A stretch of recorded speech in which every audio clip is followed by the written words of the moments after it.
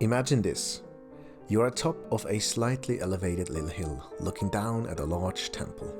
You can't make out the people, it's just swirling mass of buzzing sounds that move back and forth. You make your way down the little ridge and find yourself at the long marble alley that leads towards the enormous building.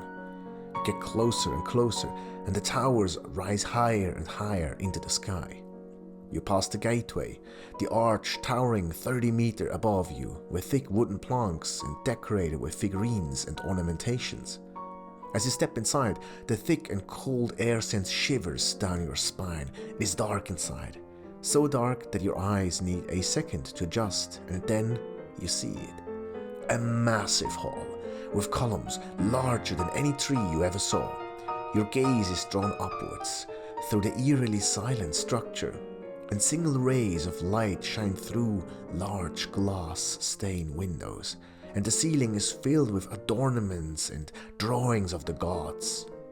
At this point you realize that you're standing there with your jaw wide open, hardly being able to grasp how on earth were people of times long forgotten able to build such unfathomable architecture. You take a seat, grab a drink, and yes, this is Andreas, welcome back to Artsy Theory. So the little story is potentially something you experienced before, probably when visiting religious sites, whether it was a temple, a mosque, a dome, a cathedral or a shrine, the large Christ the Redeemer statue above Rio de Janeiro, the Spring Temple Buddha, or of course the absolutely insane Statue of Unity in India.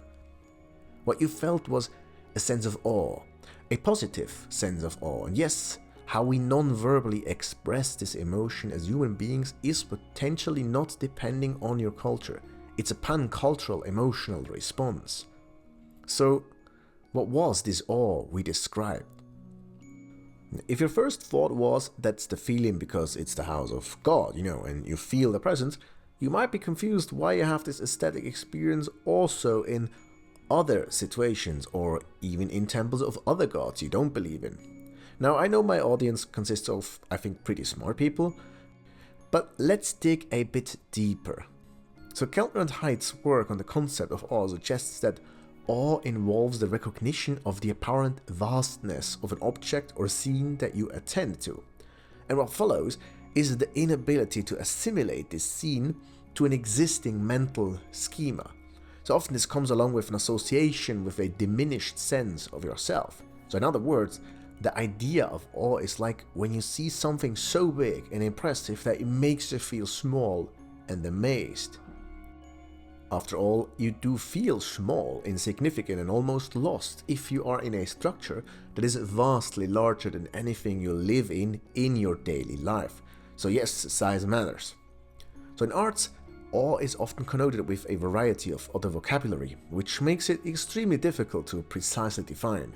You would hear the concept of the sublime, the atmospheric, the aura, the holy, the exalted, das Erhabene in German, when discussing awe conceptually. So it is words trying to encapsulate the hard-to-grasp experiences, feelings, or implicit properties of something. It's like the Dictionary of Obscure Sorrows, a book project where the author tries to find words for feelings that we have, but no words to express them. There's no word in the English language for the desire to disappear, or a spark of eye contact that can leave you blinded for days. I found a word there that really follows our train of thought regarding, experiences, and it was koinophobia.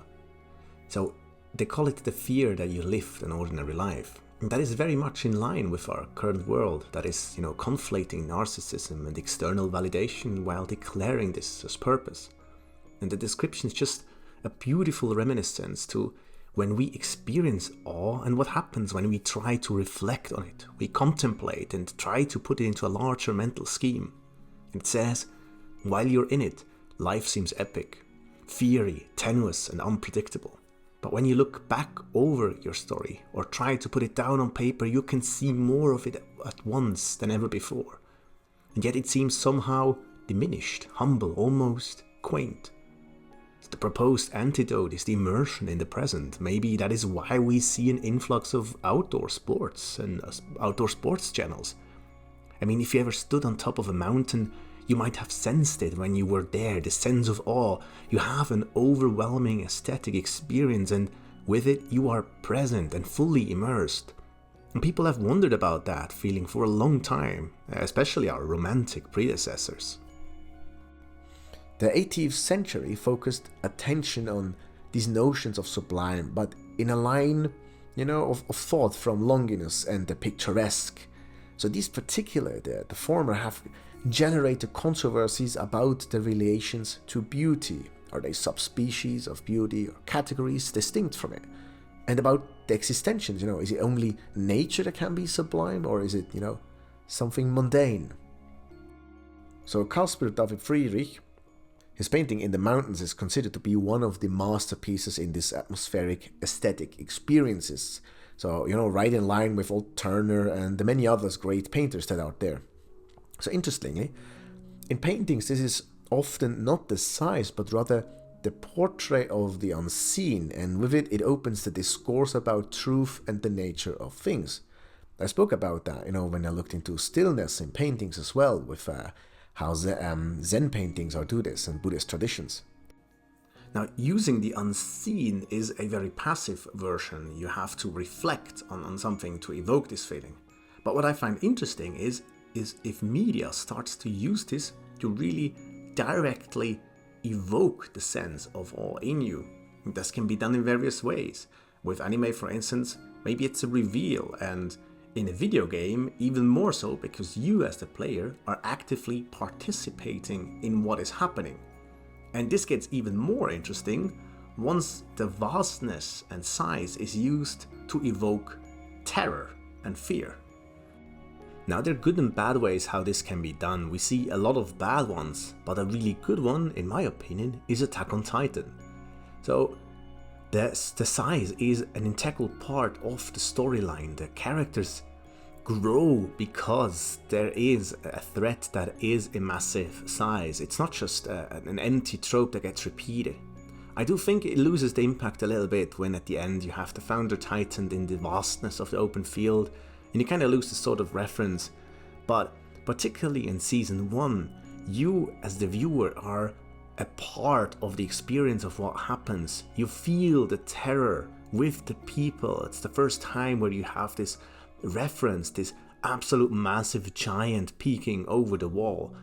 And the story evolves on this. It even grows with that. And I think that helps with the immersion in the world, that you feel why that is such a big terror.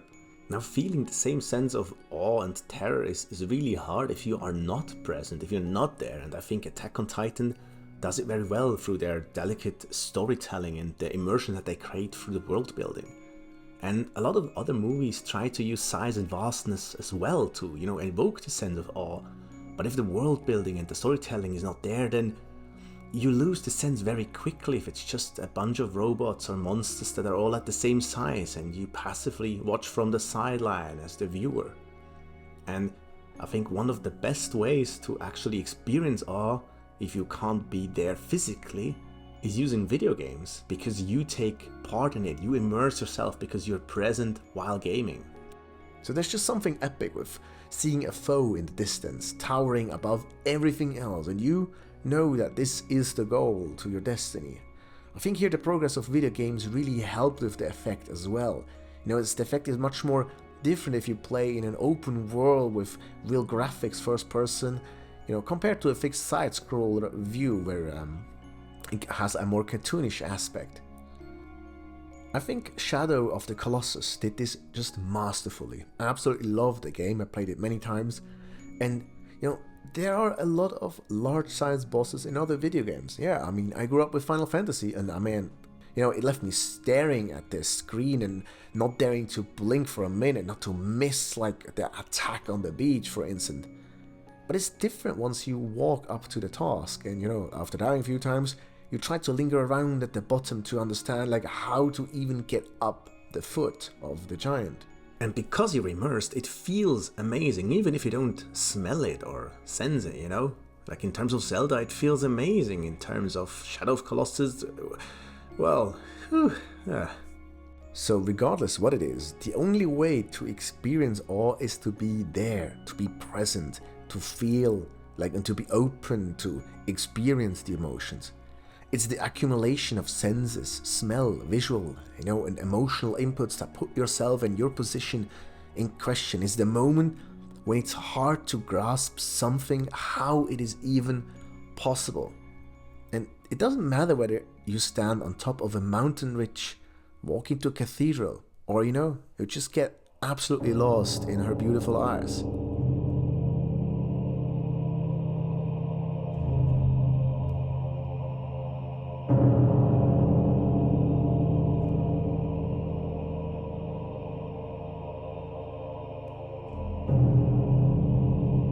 Thanks for watching.